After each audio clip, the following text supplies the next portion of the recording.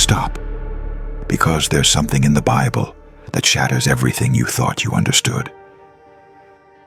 From the beginning, God does not speak like one.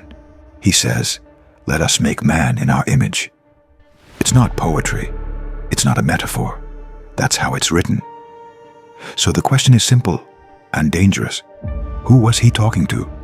Why would one God say, "Let us," and not "I will"? And there's more. That same text doesn't use one name. It uses many. Yahweh, Elohim, Adonai. Different names, different voices, different behaviors. But for centuries, we were taught to read them as if they were all the same. So, coders, the question is no longer doctrinal. It's textual. What if the Bible never spoke of one single God from the start? What if the unity we know wasn't revealed, but constructed?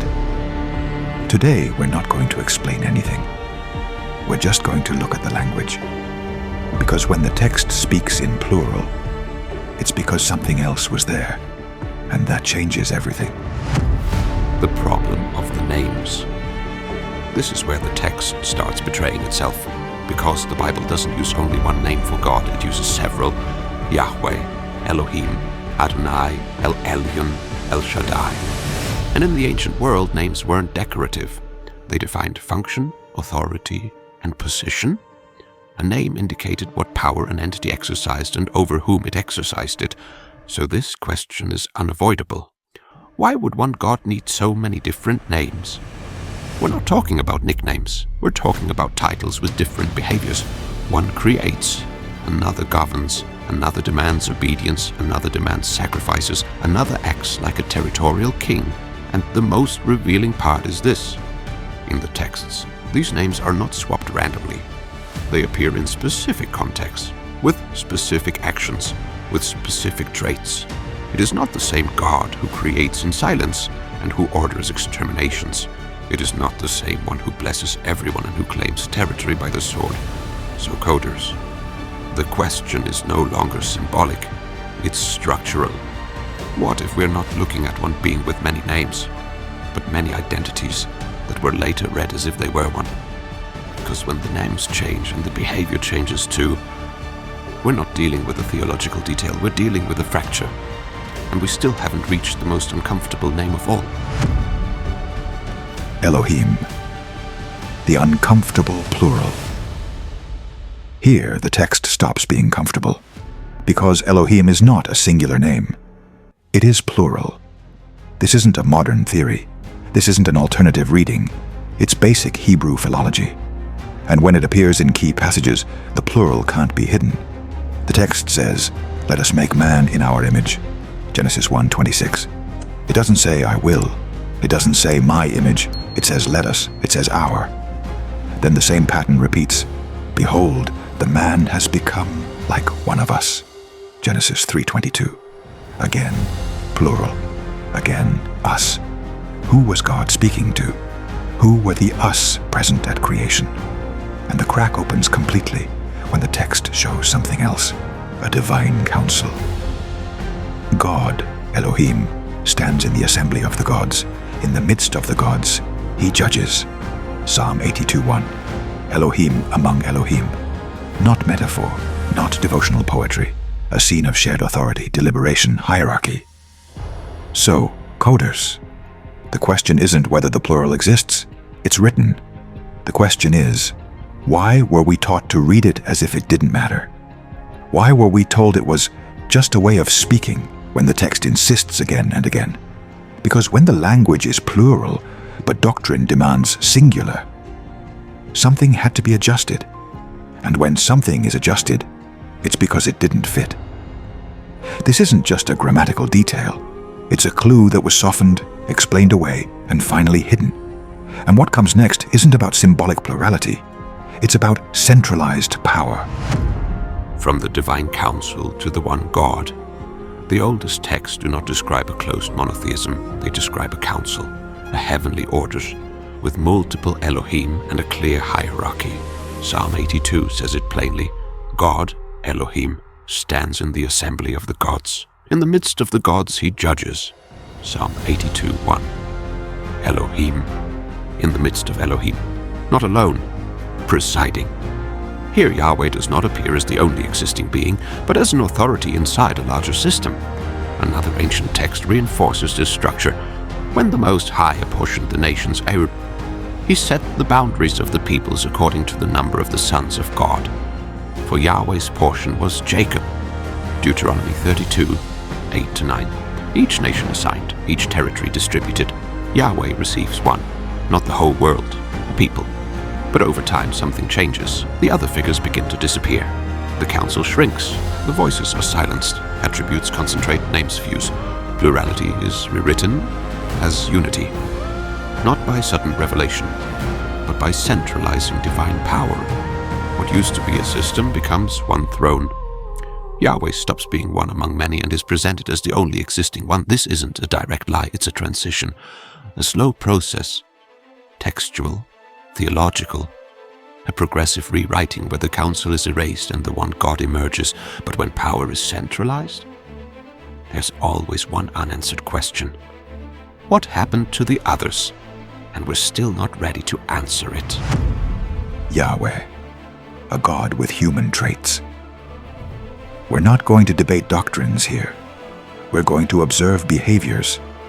Because when you read closely, Yahweh does not act like a universal consciousness. He acts like an ancient king. He gets angry.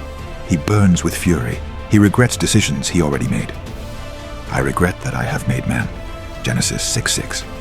A God who regrets is not a God distant from time. He reacts. And not only that, he is jealous. For I, Yahweh your God, am a jealous God. Exodus 25. He demands exclusivity, absolute obedience. He punishes disloyalty. Like a sovereign who tolerates no rivals, he also needs sacrifices, smell, blood, fire. A pleasing aroma to Yahweh. Leviticus 1:9. Not an abstract symbol, a constant system, and he needs territory. He does not reign over all humanity. He claims a specific land, defends borders, orders conquests, a God with a nation, with an army, with his own laws. So codas. The question isn't irreverent, it's logical. Why would an eternal God, creator of heaven and earth, act like a tribal king of the ancient world, with rage, with jealousy, with a need for obedience, with a need for blood, with a need for land? Because when a deity behaves like the gods of neighboring cultures, when it shares their traits, their methods, their obsessions, we're no longer looking at the God of the universe. We're looking at a power that resembles the gods of its time far too closely. And that resemblance isn't accidental. It's a clue. And it's taking us straight to the final break of this act. The break. Jesus and my Father. The God Yahweh never showed. Here the break happens. Because when Jesus appears, he doesn't continue the previous portrait. He dismantles it. Jesus doesn't speak of Yahweh. He doesn't invoke that name. He doesn't use it to justify violence, territory, or sacrifices. Jesus speaks of my Father. And that detail changes everything. He never presents him as jealous. He never associates him with exterminations. He never defends him as the owner of borders. When Jesus speaks of the Father, he speaks of mercy, of life, of freedom. Love your enemies, Matthew 5:44. No war here, no conquest, no blood. My kingdom is not of this world. John 18:36. No territory to claim, no nation to defend. Jesus doesn't reform the religious system, he displaces it. He clearly distinguishes between two realities: the God of the temple, the God of the law, the God who demands obedience. And the Father he reveals. One rules by fear, the other by truth. One needs sacrifices, the other offers mercy. One imposes itself, the other is chosen. So coders. If Jesus came to reveal the true God, why does that God look nothing like the one we knew before? Because this is no longer about interpretation. This is about identity. And once you see the difference, you can't read the Bible again, as if it were a single voice. The sentence that changes everything. Here the veil drops. Jesus speaks a line that dismantles everything before it. No one has ever seen the Father. John 1:18. Stop there, because Yahweh was seen. He was heard, feared, obeyed. He spoke face to face with Moses. He descended in fire. He gave laws. He demanded blood. So the question is no longer symbolic. It's direct. If Yahweh was seen, why does Jesus say no one has ever seen the Father? Jesus isn't correcting a detail. He introduces a radical distinction. Then he makes it even more unsettling. You are of your Father. John 8:44. Not metaphor. Spiritual fatherhood, origin, authority. And he ends with a line impossible to reconcile.